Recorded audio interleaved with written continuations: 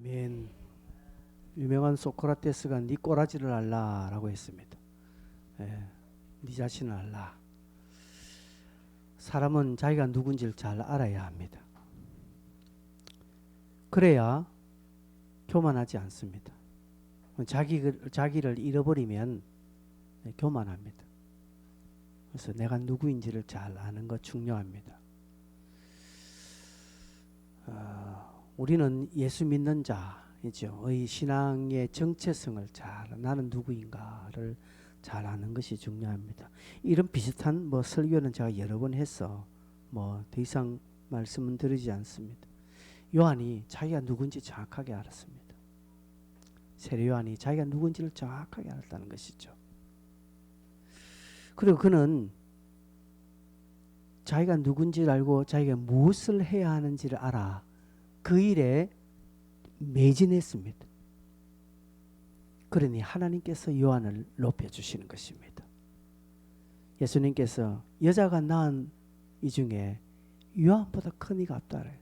그러니까 이 지구상에 그때부터 지금까지 여자가 낳은 사람들 중에 그때나 지금이나 세례 요한만한 사람은 없다라는 것이죠. 왜 그럴까요? 그 이유가 뭐겠습니까? 세례 요한이 IQ가 200이 넘어서 세례 요한이 특별한 온유한 성품을 가진 자라서 아니면 세례 요한이 특별한 어떤 능력을 행한 자라서 아니요. 이 지구상에 오고 가는 수많은 세대의 수많은 사람들이 세례 요한만큼 자기를 정확하게 안 자는 없다는 것이죠. 세례 요한만큼 이 땅에 와서 하나님이 보내시는 그 일을 정확하게 하고 정확하게 간 자는 없기 때문입니다. 여러분, 오늘 우리는 내가 무엇을 해야 하는지, 어떤 일을 해야 하나님 앞에 복 받는지를 정말 정확하게 알아야 됩니다. 오늘 세례 요한을 공부하면서 여러분, 하나님은 어떤 사람을 높여주시고 어떤 사람을 복 주시고 어떤 사람에서 이 땅에서 복 있는 자인지를 알아야 합니다. 요한이 광야에서 외쳤더니 수많은 사람이 사방에서 나왔습니다. 그리고 요한에게 묻습니다. 내가 어떻게 해야 합니까? 누가복음 보면 세례 요한이 네가 군인이냐, 네가 세례냐, 네가 옷이 두 벌 있느냐, 먹을 것 있느냐, 그거 나누어주고 정한 새 위에 거두지 말고 강포를 행하지 말라. 각각 사람에게 걸맞는 대답을 주었습니다. 이때 사람들은 그 대답에 다 순종했죠. 그 회개의 표시로 세례 요한이 세례를 베풀었습니다. 요한은 철저하게 복음에 수종들었습니다. 철저하게 빛을 증거하는 자로, 세상에 이 빛이 왔는데 사람들이 모르니까 그 빛을 증거하는 자로 섰습니다. 즉 주님을 높였다라는 것이죠. 그러니 주께서 세례 요한에게 권세를 덧입혀 주십니다. 세례 요한이 별말 안 했습니다. 회개하라, 천국이 가까웠는데 그 말 듣고 다 꼬꾸러졌다는 것이죠. 여러분, 제가 바깥에 나가서 회개하세요, 천국이 가까웠습니다 하면 10명이면 10명이 저 미쳤다, 저 예수쟁이, 그렇게 말하지 하지 않습니다. 지나가는 예수 믿는 사람들도 부끄러워서 또 저렇게 하나, 알고 보니까 목사님, 아이고 목사도 별난 것만 돼, 그렇게 하지 그 말 듣고 꼬꾸라지는 심령이 있을까요? 없습니다. 왜요? 하늘의 권세가 덧입히지 않기 때문에 그렇습니다. 하늘의 권세가 덧입히면 별말을 해도 다 넘어집니다. 하늘의 권세가 덧입혀지면 별것 아니도 그 사람이 빛나 보이는 것은 이유가 뭘까요? 하나님에 속해서 하나님이 일을 하기 때문에 그렇습니다. 하나님은 그의 일을 하는 사람을 그냥 내버려 두지 않습니다. 그죠? 이번에 우리 레바논에서 우리 국가가 군용 전용기를 보냈죠. 우리 국민들을 구출해 놓은 것입니다. 왜? 우리 국민이니까. 하나님은 그의 백성들을 구원하시고 구출하시고 그냥 두지 않습니다. 저 위험한데 그냥 매 맞아서 그냥 빌빌하게 그래 살도록 하나님 두지 않습니다. 하나님이 전용기를 보내어서 그 백성들을 구원해 주신다는 사실입니다. 하나님의 일을 수종들고 하나님의 일을 감당하고 나보다 하나님을 더 높이고 내가 이 땅에 와서 무엇을 해야 하고 나는 어떤 사람인지를 정확하게 알면 하나님이 그를 붙들어 주시고 권세를 주시고 힘을 주시고 빛나게 해 주시는 것입니다. 요한이 그런 자이라는 사실이죠. 그래서 사람들은 수군거립니다. 혹 그리스도가 아닌가? 그래서 당시 바리새인들이 사람을 보내어서 묻습니다. 네가 누구냐? 그러니까 요한이 대답을 합니다. 19절에서 28절까지 그 대답이 자기가 누구인지를 말하는 것이고, 그 다음에 29절부터 34절까지는 요한은 철저하게 주님을 높이는 것입니다. 조금 전에 성경 읽을 때 제가 읽은 부분은 요한이 자기가 누구다라는 것을 이야기하고, 여러분이 읽은 본문은 요한이 예수를 어떻게 증거하고 있는지를 보여주고 있습니다. 오늘 20절에 보니까 요한이 드러내어 말했다고 했습니다. 숨기지 않았다고 말하고 있습니다. 뭘 숨기지 않았나요? 자기가 그리스도가 아니라는 사실입니다.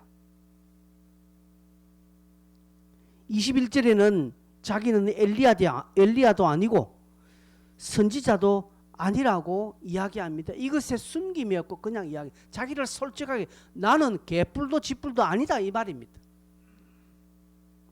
엘리야의 심정으로 이 땅에 온 사람은 맞지만 그들이 말하는 어떤 초인적이고 그들이 말하는 어떤 위대한 사람이 아니라 나는 그저 나다라는 것이죠. 여러분, 이단들 가만히 보세요. 막 주변에 사람들이 모이고 그 사람들이 물으면 이단의 교주들은 처음에는 지가 예수라 한 적 없습니다. 박태선이나 이만이나 이런 것들이, 안상우 이런 것들이 처음부터 지가 예수라고 하지 않았어요. 근데 사람이 모이고 사람들이 와서 조금 이상하게 보고 그를 높이고 하니까 내가 이제서야 하는 말인데 사실 나 메시아야 이렇게 하는 거예요. 여러분, 저 주변에도 수만 명이 모여서 저를 떠받쳐 보십시오. 저거 정신 못 차립니다. 우야, 이거 이참에 한번 뽑을까? 내가 그동안 안 말했는데 너희들만 알아라. 나는 예수가 보낸 하나님의 그 사람이다. 그렇게 되는 거예요. 여기에 사람이 쥐꼬라지를 알아야 돼요. 수만 명이 와서 세례요한을 높이고 세례요한이 예수가 아닌가 하면서 이 세례요한 같은 사람이 어디 있었나 하면서 막 사람들이 몰려오니까 세례요한은 여기 아낌없이 단칼에 나는 쥐뿔도 개뿔도 아니고 나는 그저 나다라고 하는 것입니다. 내 뒤에 오시는 그분이 진짜다라고 이야기하는 것입니다. 그러니 그를 하나님이 높이지 않겠습니까? 그러면서 23절에 자기 자신을 향하여서 나는 광야에서 외치는 자의 소리다라고 말합니다. 제가 이 설교 이 부분 여러 번 이야기했죠. 세례요한 자기는 누굽니까? 소리입니다. 소리. 소리는 눈에 보인다 안 보인다? 안 보이지만 귀에는 들리는 것입니다. 그렇습니다. 여러분, 저와 여러분은 보이지 않아도 들려야 합니다. 그런데 우리는 보이려고 하는 거예요. 근데 우리는 드러나야 되겠다는 것이죠. 근데 개뿔 소리는 없어. 외치는 건 없어. 이거 하자고 블레싱 하는 거예요, 여러분. 이 일이 블레싱입니다. 우리는 가서 소리를 외쳐야 됩니다. 근데 보이는 것이죠. 사람들 앞에 보이니까 아이고 어떻게 생각하겠노? 저 사람이 나를 어떻게 생각하지? 이것 때문에 괜히 관계가 깨어지니까. 왜 그럴까요? 내가 보이니까요. 내가 보이는 것이죠. 나를 보는 것이죠.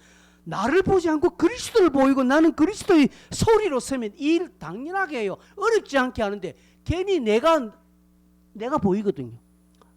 내가 예수를 봐야 되는데 내가 내를 보니까 못하는 거예요. 이 일. 세례요한은 자기를 보니까 예수가 보이니까 그냥 예수만 이야기하는 거예요. 사람들이 뭐라고 이야기하든 관계없이 예수만 보이는 것입니다. 그래서 소리라고 합니다. 소리. 여러분, 우리가 사극에 보면 암행어사 출도요 하는 사람 보입니까?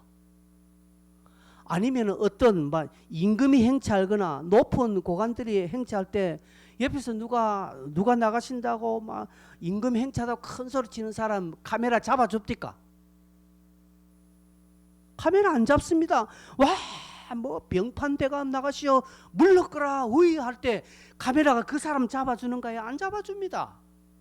누굴 잡아줍니까? 그 임금이나 그 주인공을 딱 카메라가 잡아주는 것처럼 우리가 그래야 되는데, 우리는 막 소리를 지르면서 막 카메라 앞에서 내 얼굴 막 디비댑니다. 하면서 이라는 것이죠. 아니다는 것이죠. 내가 보이면 안 돼요. 내가 나를 보면 안 되고 예수를 봐야 되는 것이죠. 요한은 예수가 보이도록 소리쳤습니다. 이단들은 처음에는 다 겸손했어요. 그것들이. 그러나 능력이 있고 사람들이 모이고 돈이 모이고 하니까 결국은 교만해지는 것이죠. 그래서 저한테까지 문자 와가지고 동영상 지우라니 이 소리를 하는 거예요. 왜? 그만큼 힘이 있어지는 것이죠. 여러분, 우리는 끝까지 겸손히 예수만 정언해야 됩니다. 이것만 있으면 돼요. 이것만 있으면 쉽습니다. 어렵잖아요. 사람들한테 뭐 쪽팔리는 거 그게 그래 대수입니까? 주님은 나를 살리기 위해서 수많은 사람들의 모욕과 침뱉음과 고통을 당했는데 나는 주님을 위해서 조금 자존심 상하는 거 이거 감당 못하겠냐 이 말입니다. 내 자신을 부인하면 예수가 증거되게 되어 있습니다. 그러면 결국은 하나님이 높여주십니다. 하나님이 높여주시는 것은 내가 알아차려요. 어떻게 해요? 마음에 뿌듯함으로 옵니다. 심령에 뿌듯함이 일어납니다. 사람들 앞에 쪽팔렸지요. 막 이거 한다고 사람들 쪽팔리고 막 하면 그 순간 쪽팔려 돌아가서 오면 마음에 왠지 모르는 뿌듯함이 일어납니다. 하나님 높여주시는 거예요. 하나님 나의 자존감을 싹 높여주시는 것입니다. 요한이 그렇다는 것이죠. 요한은 자기 자신이 누구인지를 정확하게 알고 나는 소리다. 소리. 나는 안 보여도 된다. 그래 이분을 봐라. 이분. 그거 하는 거예요. 그러면서 사람들에게 세례를 베푸니 이 24절을 보면 바리새인들이 사람들을 보내서 25절에 네가 만일 그리스도도 아니고 엘리야도 아니고 선지자도 아닌데 어찌하여 세례를 베푸느냐라고 하는 것이죠. 어찌하여 세례를 베푸느냐. 이 질문은 맞는 말이에요. 이 말은 무슨 말이겠습니까? 당시도 그렇고 오늘날도 아무나 세례를 베풀지 않습니다.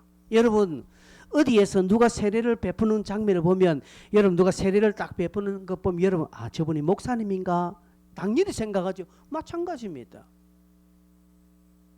당시에도 이 바리새인 제자들이 바리새인 보낸 사람이 보니까 요한이 세례를 베푸니까 그 당시 세례가 드물었거든요. 그 당시 세례는 즉 뭐 왕이나 어떤 제사장이나 선지자나 그런 이런 자들이 특별한 의식 때 행하는 것이거든요. 그러니 당연하게 사람들이 그리 묻죠. 네가 그 사람이냐? 근데 아니거든요. 뭐 아닌데 네가 뭔데 세례를 베푸느냐는 것이죠.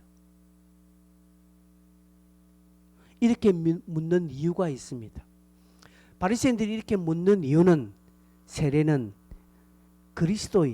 그리스도의 고유한 사역이기 때문에, 즉 메시아의 고유한 사역이기 때문에 그렇습니다. 여러분 스가랴서 13장 1절을 보면 이런 표현이 있습니다. 그날에 죄와 더러움을 씻는 셈이 다윗의 족속과 예루살렘 주민을 위하여 열리리라. 스가랴 예언입니다. 그날에 언제겠습니까? 그리스도가 예수님의 십자가의 사건을 통해서 죄와 더러움을 씻는 셈이 다윗의 족속 예루살렘 주민에서 터진다는 것이죠. 에스겔 36장 25절에 보면 맑은 물을 너희에게 뿌려서 너희로 정결하게 할 때 이 세례를 말하는 것이죠. 너희 더러운 것에서 모든 우상 숭배에서 너희를 정결하게 할 것이다. 이것은 이 성경을 통해서 훗날 메시아가 와서 이스라엘을 정결하고 이스라엘을 깨끗하게 하겠다라는 것이죠. 그 예언의 말씀입니다. 이 예언의 말씀을 따라서 메시아가 이 일을 하는데 네가 왜 이 일을 하느냐 이 말입니다. 그러면서 책망하는 것이죠. 이럴 때 26절에 요한은 사실 내가 그건 아니고 사실 이랬을 때 이런 변명 따위 하지 않습니다. 그렇게 하자고 바로 바로 나는 물로 세례를 베풀지만 너희 가운데 너희가 알지 못한 한 사람이 있으시니 그분이 오셔서 불과 성령으로 누가복음 3장에 불과 성령으로 세례를 베풀 것이다 라고 이렇게 말합니다. 근데 요한은 이 질문에 빨리 방향을 트는 거예요. 네가 왜 세례를 주냐 하니까 뭐 무슨 그래 나도 모르겠는데 하라고 하더라 뭐 이렇게 하지 않고 그냥 막 그 질문에 대답에 한 두 단계를 훌쩍 뛰어서 아예 주님께 방향을 돌리는 것이에요. 나는 그저 그냥 막 회개하도록 물로 세례를 베풀지만 내 뒤에 오시는 분이 계시는데 나는 그분의 신발끈도 감당치 못하는 그분은 위대한 분이다. 그래서 지금 내가 세례 베풀고 물로 세례 베푸는 이거 나를 보지 말고 그분이 오시니까 그분을 봐라 라고 이 질문의 대답에 한 두 단계를 훌쩍 뛰어서 그냥 결론적으로 예수를 봐라 이 사람들아. 내가 물로 세례를 베푸는 너가 이것 보고 지금 나하고 싸울래? 이럴 시간 없다. 내 뒤에 오셔서 불과 성령으로 세례를 주시는 그분을 봐라 라고 막 그냥 그 질문에 핵심적으로 대답하는 것입니다. 나는 아무것도 아니다. 너희들 나하고 이런 시간 낭비하지 말고 주님이 오신다. 그분이 불로 성령으로 세례할 때 그때 너희들 다 받으라. 그 이야기 하는 것이죠. 지난주에 말씀했습니다. 이 땅에 빛 대신 예수가 오셨는데 왜 사람들을 몰랐습니까? 왜 몰랐습니까? 왜 사람들의 관심사가 전부 다 자기한테 있었기 때문에 그저 뭐 내 하루 먹고 사는 거 그냥 내 자식들 그냥 우리 집 그냥 내 잘 되는 거 내 사업 잘 되고 내 일하는 거 좀 잘 되는 거 막 요것만 딱 있는 거예요. 그 넘어서는 생각 남이 어떻든 뭐 교회야 어떻게 돼 난 모른다. 그냥 내가 잘 되면 할렐루야 감사하고요. 온통 관심사가 자기에게 있으니 빛 대신 주님이 와도 모르죠. 여러분에게도 결론을 제가 말하는 목사를 보지 마세요. 예수를 봐야 되는 것입니다. 그래서 우리는 안 그렇죠. 근데 자꾸 말하는 목사가 눈에 보이는 거예요. 그래서 인기 있는 목사가 보이는 겁니다.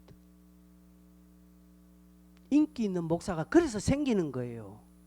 그래서 인기 있는 목사로 사람들 따는데 나중에 들어가 보니까 그분이 무슨 이런저런 사건 진에 싹 다 돌아서는 거예요.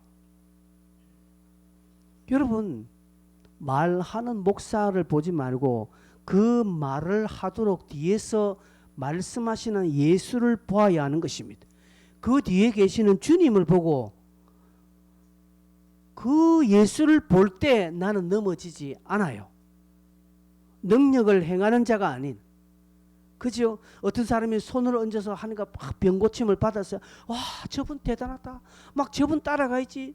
그러면서 막 저분이 여기서 기도하면 오르륵 일로 다 모이고 저분이 이래 가면 또 우 다 따라가 절로 가고 아니에요. 그 능력을 행하는 자의 뒤에 계셔서 실제 능력을 행하시는 예수 그리스도 그분을 보아야 합니다. 그래야 교만하지도 상처받지도 않고 넘어지지도 않습니다. 한 걸음 더 나아가 지금 일만 보지 마세요. 지금 여러분의 상황만 보지 마세요. 지금 여러분이 하시는 그 일, 그 상황 뒤에 계시는 주님을 보십시오. 그러면 그 일이 해석되어집니다. 그 상황이 이해되어지는 것입니다. 옆 사람과 싸웠습니까? 그 싸우는 현장만 보면 나는 못 살아요. 그러나 그 환경을 뛰어넘어 뒤에 계시는 역사하시는 주님을 보면 나도 한풀 꺾어질 것으로 양보할 수 있는 것입니다. 그런데 그거 안 보니까 죽자 살자 달려드는 거예요. 지밖에 모르는 것입니다. 자기 감정 상했다라는 것이죠. 네 말 때문에 내가 상처받았다는 이것입니다. 이것 때문에 아무것도 안 하는 것입니다. 그 뒤에 계시는 주님, 그것으로 뭔가 역사하시려고 하는 주님을 바라보는 믿음의 눈은 조금도 없고 그저 내 상처받았다, 내 기분 나쁘다 이것입니다. 이거 뒤에는 아무것도 없습니다. 그래 놓고 예수 믿는다라고 떠들어 다니는 거예요. 아니에요, 여러분. 우리는 역사하시는 주님을 바라봐야 되는 것입니다. 지금은 내가 이해는 안 돼요. 지금 이 상황 이해는 안 돼요. 아니 하나님이 계시면 이렇게 될 수 있을까? 라고 할 정도의 일이라 할지라도 성도는 하나님을 봐야 합니다. 하나님 무엇을 말씀하십니까? 나는 지금 당체 이해는 안 됩니다. 나는 아무것도 모르겠는데 하나님 뭘 하시려고 지금 나에게 이런 수모가 찾아오고 내가 저 사람한테 이 말을 듣고 자존심 상하게 만드십니까? 나에게 뭘 하려고 주님 이러십니까?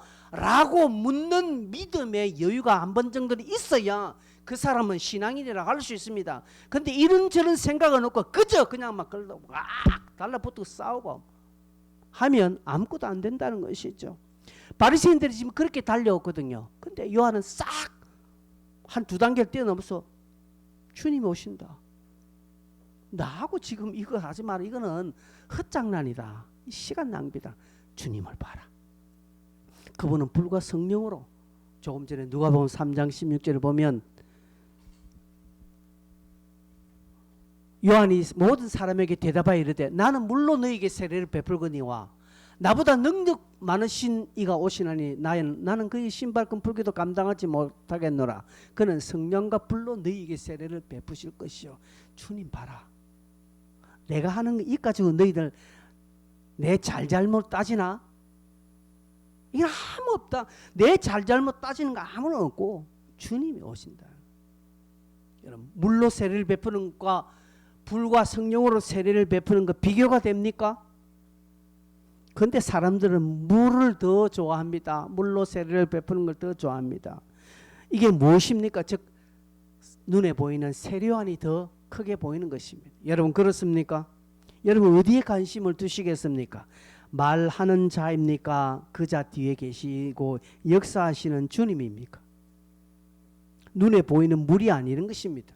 여러분 성령을 사모하시고 그 불의 역사를 사모하고 기대해야 합니다. 오늘 지금 이거 하는 거 별것 아니지만 주님 주실 줄 믿습니다. 믿음으로 내 평안을 유지하는 것입니다. 블레싱 한다고 뭐가 되겠습니까 여러분? 큰 차이 없을걸요? 그동안도 없었고 앞으로도 그럴 수 있습니다. 그러나 우리는 하나님의 역사를 어떻게 봐야 할지를 우리 스스로가 가늠해 볼 때 이 일의 수중점으로 하나님이 함께 하시는 것을 우리가 높이는 거예요. 요한은 줄기차게 주님을 강조합니다. 주님을 봐라. 주님을 높이는 것입니다. 그러면서 29절에 이튿날 요한이 예수께서 자기에게 나오심을 보고 이르되 세상 죄를 지고 가는 하나님의 어린 양이다. 아마 예수님께서 세례를 받으셨습니다. 요한의 세례를 받고 그 예수를 바라볼 때 요한의 신앙 고백입니다. 세상 죄를 지고 가는 하나님의 어린 양이로다. 요한은 주님을 정확하게 보고 있죠. 세상 죄를 지고 가는 하나님의 어린 양, 즉 인생의 죄 문제를 해결하시기 위하여 이 땅에 오신 예수 정확하게 보고 있는 것입니다.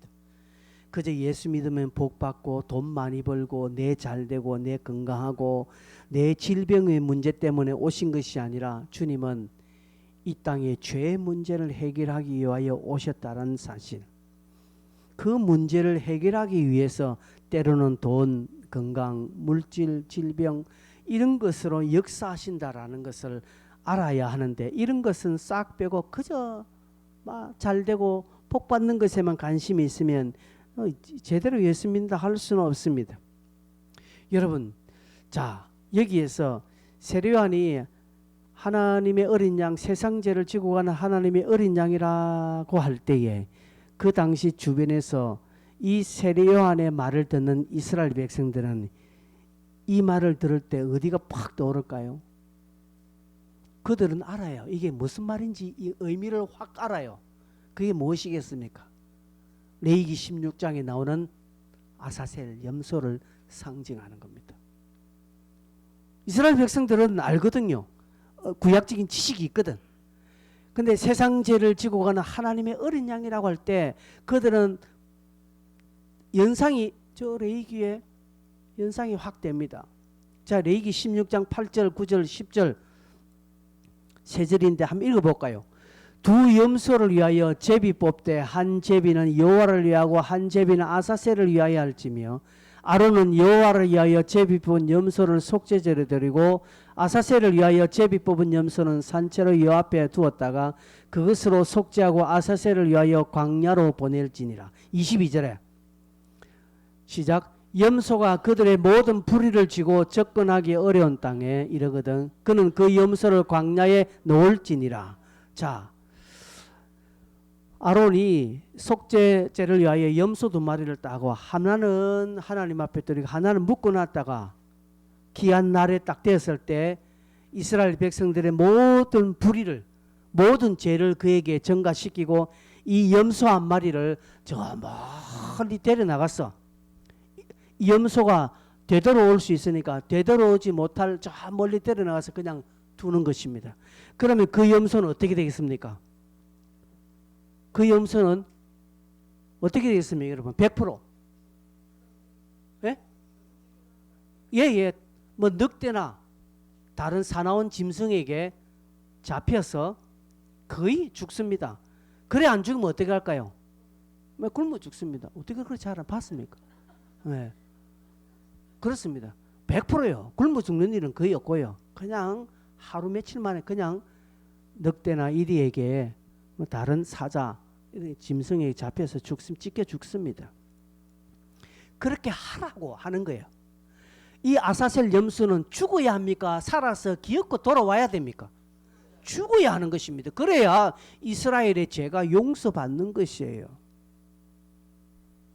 요한은 예수를 그렇게 이야기할 때 이 백성들은 다 저 말씀이 떠올라집니다. 이해가 확 돼. 우리는 이제 이렇게 설명하니까 우리는 알지만 이스라엘 백성들은 구약적인 기반이 있으니까 그걸 다 연상이 된다는 것이죠. 그래서 세리요한은 자기에게 온 모든 사람들을 자기에게 묶어두지 않고 어디로 보냅니까? 예수에게로 가야 된다. 그 심지어 자기 제자들도 예수에게로 다 보내는 거예요. 수많은 사람들을 다 주님에게로 보내는 것입니다. 그분에게 모든 초점을 다 돌리는 거예요. 예수를 정확하게 믿는 것은요, 복받기 위해서 잘되기 위해서 믿는 거 아닙니다. 그것은 차차 문제. 그것은 하나님이 주시는 은혜요, 보너스이지 내가 복 받으려고 예수 믿는 거 아니에요. 그건 잘못 믿는 거, 100% 잘못 믿는 겁니다. 예수 믿는 것은 나의 인생의 문제를 해결하기 위하여서 믿는 거예요. 왜? 이 죄 때문에 우리는 하나님 앞에 갈 수 없거든요. 이 죄의 문제로 인하여서 우리는 지옥 가게 되어 있는 것인데 예수가 그것을 해결하기 위하여 오셨다는 이 사실을 믿고 아멘 하는 거예요. 여기에 우리의 모든 감사의 초점이 있는 것입니다. 여러분, 하나님 내게 오늘 복을 주셔서 감사합니다. 그것도 감사하죠. 그러나 그게 아니라는 사실입니다.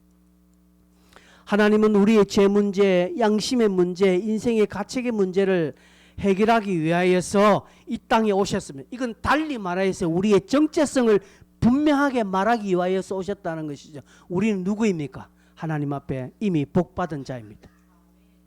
저와 여러분의 복은 물질이 많고 건강하고 뭔가 잘되고 뭔가 좀 풍성해지고 내 주변에 뭔가 뭐 안정적으로 잘된 것을 복받은 것으로 보는데 아니에요. 비록 내게 돈 10원 한 장 없어도 나는 복받은 자입니다. 믿습니까? 나는 건강이 없고 나는 지금 오늘 내일 막 중환자실에서 산소 없고 호흡기를 꼽는 자라 할지라도 나는 복받은 자입니다. 왜요? 그 인생의 죄 문제가 해결됐지 않습니까? 오늘 이런저런 관계 때문에 이런저런 문제 때문에 삶의 여러 가지 난제 때문에 하루하루 괴롭고 힘들게 삶을 산다 할지라도 나는 복받은 자이라는 사실은 예수가 오셔서 내 죄 문제를 해결했다는 것이죠. 내가 예수 믿은 것이 분명하다면 나는 예수로 인하여서 구원받은 백성이라는 사실을 분명하게 고백한다면 나는 이미 복받은 자입니다.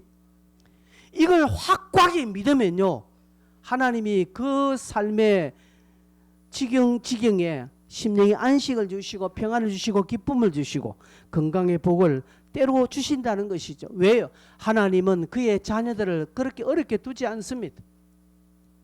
마치 레바논에 있는 우리 백성들의 안전이 걱정이 되어 국가가 수송기를 보내어서 전용기를 보내서 그 백성들을 구출해 오는 것처럼 하나님 자기를 정확하게 믿고 예수 그리스도를 정확하게 고백하고 복받은 자로 삶을 사는 자라면, 분명히 예수를 고백하는 자라면, 그가 하나님 앞에 돈 달라고 기도해도, 기도하지 않아도, 건강하게 해달라고 기도하지 않아도 하나님 이미 아십니다.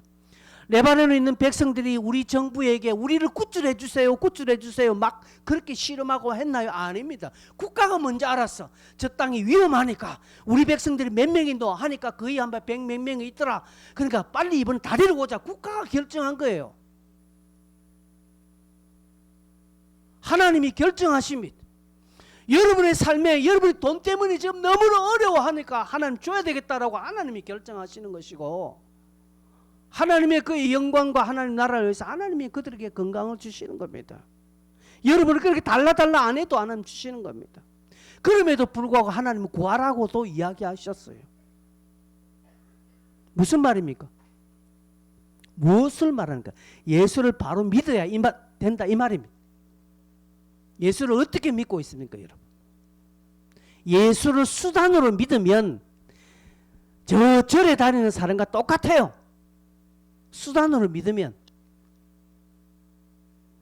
예수는 수단이 아니고 우리의 목적입니다. 예수로 인하여서 내 인생의 죄 문제가 해결된 것이, 이것이 날마다 감사해야 합니다. 이걸 증거하는 것입니다. 이 일이 블레싱이고요. 이런 영적인 신령한 경험이 여러분에게 있어야 복음을 자신 있게 증거합니다. 여러분 신앙 안에 경험이 있어요. 이 경험이 있어야 됩니다. 제가 말한 이 부분 여러분 지식적으로 말고 살떨리는 감격과 느낌으로 여러분 앞에 고백되어야 됩니다. 나는 구속받은 하나님의 백성이다. 살떨리게 감사함으로 고백되어집니까? 아멘 해보세요. 이게 아멘이 돼야 돼요. 이게 진짜 감사함으로 아멘 되면 미칠 지경으로 감사가 돼야 돼요. 이게 뭐 너무 고백적으로 감사가 되는데 그냥 막 아멘 그래 아멘 하면 안 해요. 이 증거, 이 경험이 여러분 안에 확실히 있으면요, 제가 하지 말아도 여러분 할 겁니다. 이제 더 이상 하자라고 해도 안 됩니다. 여러분 그럴 거예요.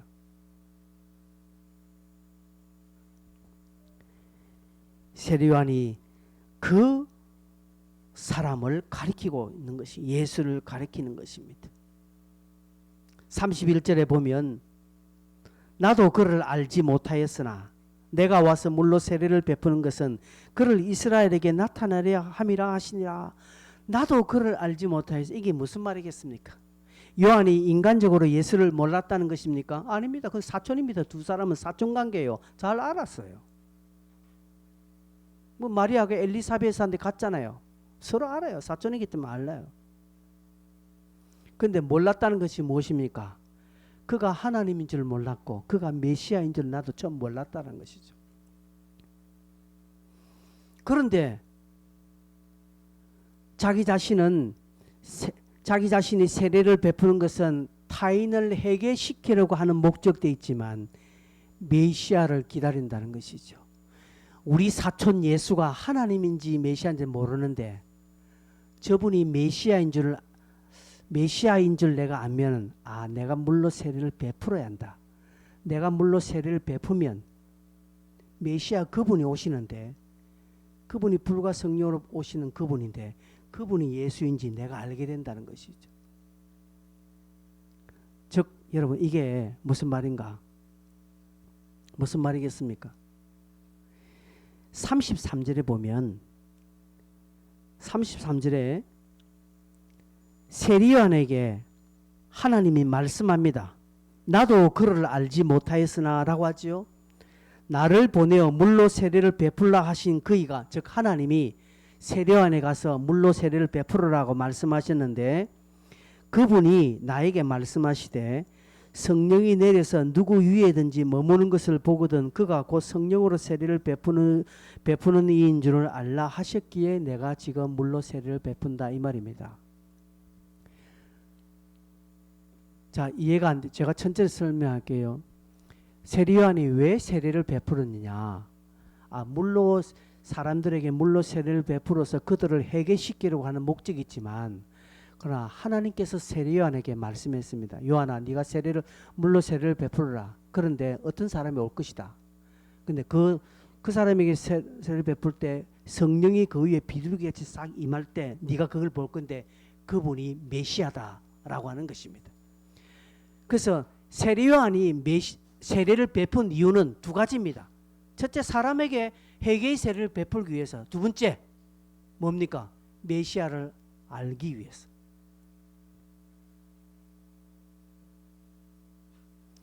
그래서 세례 요한이 세례를 베풀었다 이 말입니다. 무슨 말입니까? 요한은 메시아를 만나기 위하여 세례를 베풀었다 이 말입니다.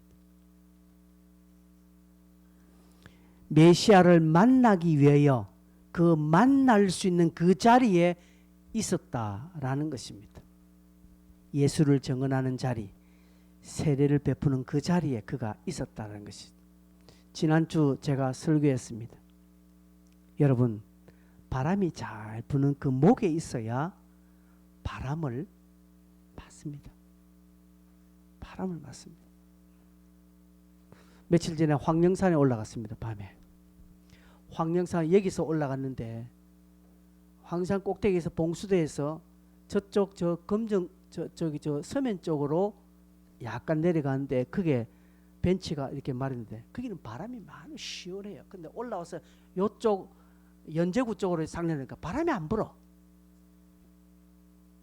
그러면요, 시원함을 누리려면 어디로 갈까요? 그 반대쪽으로 가야 거기는 막 바람이 너무 세게 불어. 근데 이쪽 넘으니까 바람이 하나도 안 불어. 그래서 사람들이 그쪽이 시원하니까 저 한번더 거기 가 있는 거예요. 왜? 바람이 부는데 가야 시원함을 느끼고 바람을 맞잖아요. 요한이 아무리 예수를 모른다 하더라도 지가 세례를 베풀고 그 세례 베푸는 자리에 그가 있으니까 예수가 오더라는 것이죠. 여러분이 은혜를 경험하고 싶습니까? 여러분이 복을 받고 싶습니까? 여러분이 귀한 능력을 체험하고 싶습니까? 그럼 그 자리에 있어야 돼요. 지난 설교 이후에 여러분은 그 자리에 있기로 노력해 보셨습니까? 노력하셔야 돼요. 하나님의 은혜는 수시로 아무 때나 일어납니다, 여러분. 어디 꼭 교회당에 가야만 하나님의 은혜가 임하나? 그렇게 말할 수 있습니다. 예, 그 말 틀린 말 아닙니다. 그러나 정확한 답도 아니에요. 하나님의 은혜가 임하는 그 타이밍이 있습니다. 타이밍. 그 타이밍에 딱 가 있는 거예요. 손흥민이가 왜 축구를 잘하는 줄 아십니까? 축구를 잘하는 사람은요, 다 공이 오는 포인트에 가 있습니다. 맞습니까? 안 맞습니까? 맞죠? 예. 그 포인트가 있는데 저같이 축구를 못하는 사람은 공만 따라다녀. 90분 내내 공만 따라다니고 공 한 번 발에 한 번 못 붙인다니까. 근데 축구를 잘하는 사람은요 별로 안 뛰어요. 안 뛰었는데 딱 이상 그 목에 딱 가 있으면 공이 그리로 와요. 그래서 바람 잡고 골 들어간다니. 그래서 축구를 잘하는 거예요. 신앙생활만 맨날 바빠. 따라다닌다고 예수 믿는다고 교회 생활은 맨날 바빠. 그런데 맨날 헛방질하는 게 뭡니까? 성령이 임하고 은혜가 임하는 그 타이밍이 딱 거기 가 있었네. 그게 지혜로운 자가 되어야 되는 것입니다. 여러분, 이 노력을 하셔야 됩니다. 그렇게 지혜가 필요하지요. 그 지혜가 필요하니까 기도하는 거예요. 이 신앙생활 딱 맞물리게 돼 있습니다. 이유의 꼬리를 물고 이유의 꼬리를 물고 딱딱 맞물리게 돼. 그래서 그 사람이 성령을 경험하는 거예요. 여러분, 요셉이 애굽의 총리가 되었죠. 요셉이 총리가 되어서 이제 흉년을 지나고 풍년 때에 양식을 풍년 때 양식을 막 걷어넣었죠. 근데 흉년이 찾아왔습니다. 그때 성경 보니까 요셉이 직접 양식을 팔았다고 했습니다. 여러분, 애굽의 총리가 쌀 파는데 그게 관여할 군번이 됩니까? 우리나라 총리가요, 정미서에서 쌀을 파고 있다고 생각해 보십시오. 여러분, 하지 말았잖아요. 기억이 안 맞. 근데 요셉이 직접 쌀을 팔았습니다. 그게 관장에서. 왜 그럴까요? 이유 뭐겠습니까? 왜 팔았을까? 형들을 만나기 위해서. 그 쌀 파는 그곳에 가면 반드시 그 팔레스타인 전부 다 흉년 들었기 때문에 틀림없이 우리 고향에 있는 형들이 쌀을 사러 여기 올 것이다라는 믿음이 있었기 때문에 거기에 가 있었던 거예요. 그냥 심심해서가 아니라 여러분 잘 보셔야 됩니다. 은혜 받는 포인트가 있습니다. 성령이 임하는 포인트가 있습니다. 여러분 그 자리에 서셔야 합니다. 근데 그 자리가 어딘가 하면 내가 앉지. 여러분 이 자리에 이 빨간 자리가 52개 있는데 요 맨 앞에 여기 있는 자리가 다음 주에 성령이 임하는 자리라면 여러분 다 여기 앉을 거예요. 서로 싸우서라도 이 자리에 앉을 거예요. 근데 모르잖아요. 우리가 모르니까 이 자리를 비워둔 것처럼. 그런데 하나님께서 방법을 알려주시고 길을 주신다는 게 기도하니까. 그래서 그 사람이 그 은혜의 포인트, 복을 받는 그 자리에 가는 것입니다. 세례요한이 거기에 수종들었다 이 말입니다. 여러분 제가 이렇게 설교해줘도 여러분 그게 안 할 거잖아요. 안 할 거잖아요. 여러분 합니까? 하셔야 됩니다. 예. 세례요한은 하나님 말씀했습니다. 요한아 누가 올 건데 성령의 비둘같이 임하는 그 사람이 메시아다. 그 말 들으니까 요한은 주구장창 세례를 베푸는 것입니다. 왜? 언제 올지 모르니까.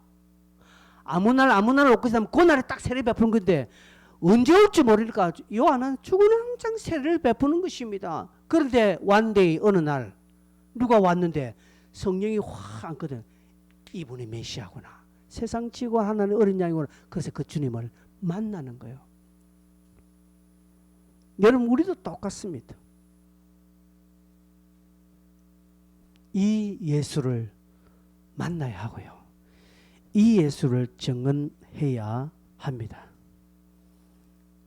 그러니 32절에 누가 왔는데 보니까 자기 사촌 예수가 왔거든. 그 위에 성령이 비둘기 딱 앉으니까 아 이분이 메시아구나. 그래서 그분을 증거하는 사람으로 섰다라는 것이죠. 성령이 비둘기같이 그 위에 머물렀더라. 구약은 성령이 왔다 갔다 하지만 신약은 왔다 가지 않습니다. 신약은 성령이 우리 안에 계속 머물러 있습니다. 우리가 범죄할 때 떠나지 않으시고 내 속에서 탄식하십니다.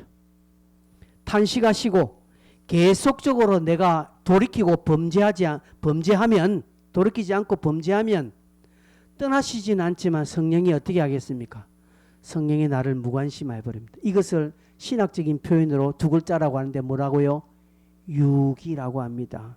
저 길거리에 나 돌아다니는 유기견들, 유기견 내버려진 게다 이 말입니다. 하나님 우리를 그냥 내버려 두시면 네 알아서 해라. 그냥 네 마음대로 해라. 그러나 여러분 바람이 부는 것을 사모하십시오.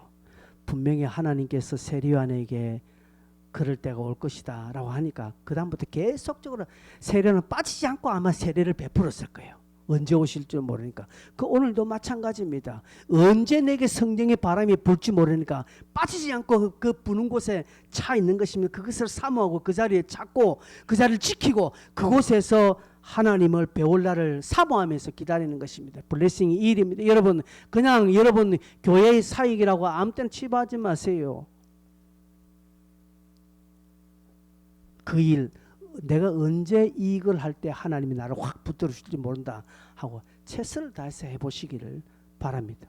하나님 여러분을 건강하게 붙들어 주시고 여러분을 높여 주실 것입니다.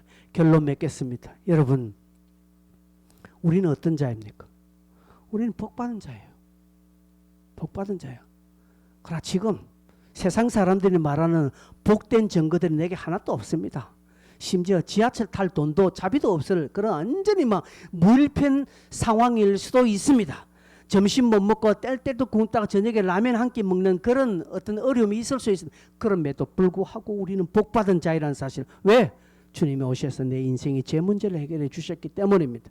이 문제를 해결해 주시는께서 내가 그분을 높이고 내가 그분을 증거할 때 그분은 나를 책임져 주신다는 이 놀라운 사실을 내가 믿을 때 하나님은 우리를 그렇게 높여 주신다는 것이 이게 권세입니다. 이런 복이 저도 여러분도 다 우리가 경험했으면 좋겠습니다. 기도하겠습니다. 말씀을 우리 좀 기억하시고 설교한 내용을 여러분 기억하시고 통성으로 오늘 말씀에 여러분 안에 어떤 제목들이 들어있습니까? 말씀을 듣고 무엇을 여러분 기도하시겠습니까? 말씀을 가지고 기도할 게 없다라면 말씀을 안 들은 거죠.